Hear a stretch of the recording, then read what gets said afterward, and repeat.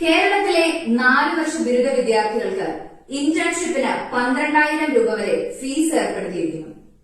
ബിരുദതലം വരെ വിദ്യാഭ്യാസം സൌജന്യമാക്കുമെന്ന് സംസ്ഥാന ബജറ്റിൽ പ്രഖ്യാപിച്ചതിന് തൊട്ടു പിന്നാലെയാണ് ഈ ഫീസ് ഏർപ്പെടുത്തിയിരിക്കുന്നത്. 4 വർഷ ബിരുദം അഥവാ FIUGP പൂർത്തീകരിക്കണമെങ്കിൽ നിർബന്ധമായും ഇന്റേൺഷിപ്പ് പൂർത്തിയാക്കണം.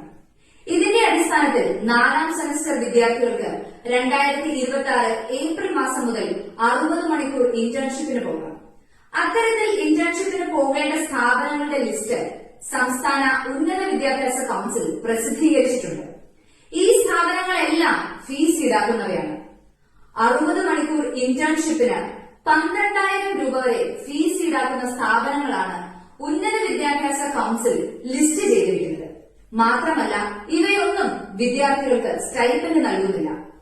പ്രതീക്ഷിക്കാതിരുന്ന ഫീസിനൊപ്പം യാത്ര, താമസം, ഭക്ഷണം എന്നിവയ്ക്കും നല്ലൊരു തുക വിദ്യാർത്ഥികൾ ഇന്റേൺഷിപ്പിനായി മുടക്കേണ്ടി വരും.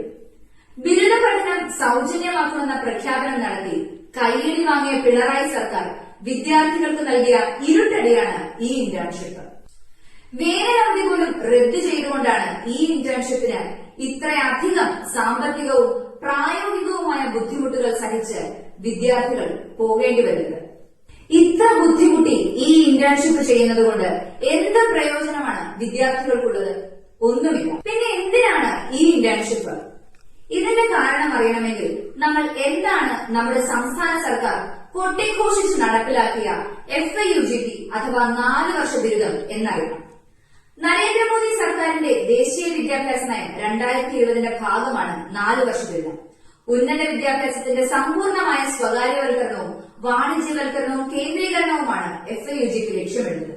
അതിനാലാണ് FIUGP നടപ്പിലാക്കിയപ്പോൾ മുതൽ ഫീസ് വർധനവുകളും പുതിയ ഫീസും നിലവിൽ വരുന്നത്.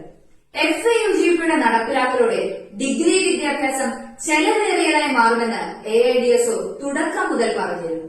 ഇനി മറ്റൊരു വശം കൂടി നമുക്ക് പരിശോധിക്കാം. അത് നമ്മുടെ പുതിയ ലേബർ കോഡും ഈ FIUGPയും തമ്മിലുള്ള ബന്ധമാണ്. നമ്മുടെ നാട്ടിൽ നിലനിന്നിരുന്ന അപ്രന്റീസ്ഷിപ്പ് ആക്ട് പ്രകാരം സാധാരണ തൊഴിലാളികളെ പോലെ അപ്രന്റീസുകളെ അല്ലെങ്കിൽ ഇന്റേൺഷിപ്പിന് വരുന്നവരെ കൊണ്ട് പണിയെടുപ്പിക്കാനാവുമായിരുന്നില്ല. മാത്രമല്ല, അവർക്ക് സ്റ്റൈപ്പൻഡും നൽകണമായിരുന്നു. എന്നാൽ മോദി സർക്കാരിന്റെ പുതിയ തൊഴിലാളി വിരുദ്ധ ലേബർ കോഡുകൾ ഈ ആനുകൂല്യങ്ങളെല്ലാം റദ്ദു ചെയ്തു. കൂലിയില്ലാതെ പണിയെടുപ്പിക്കാവുന്നവരായി അപ്രന്റീസുകളെ മാറ്റി. ഈ തൊഴിൽ സാഹചര്യത്തിലേക്കാണ് skill oriented education, academic industry linkages തുടങ്ങിയ പേരുകളിൽ നമ്മുടെ FIUGP വിദ്യാർത്ഥികളെ ഇന്റേൺഷിപ്പിന്റെ മറവിൽ തള്ളിവിടുന്നത്. അധികം വൈകാതെ കൂലിയില്ലാത്ത പണിക്കാരെ സപ്ലൈ ചെയ്യുന്ന സംവിധാനമായി ഇത് മാറും.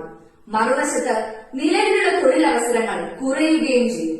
പ്രിയപ്പെട്ടവരെ, FIUGP ഇന്റേൺഷിപ്പിന്റെ പേരിലുള്ള ഫീസ് വലിയൊരു ചൂഷണത്തിന്റെ തുടക്കം മാത്രമാണ്. അതിനാൽ ഈ പകൽക്കൊള്ളക്കെതിരെ സംഘടിക്കണം. നമുക്ക് ഒറ്റക്കെട്ടായി പ്രതിരോധിക്കാം.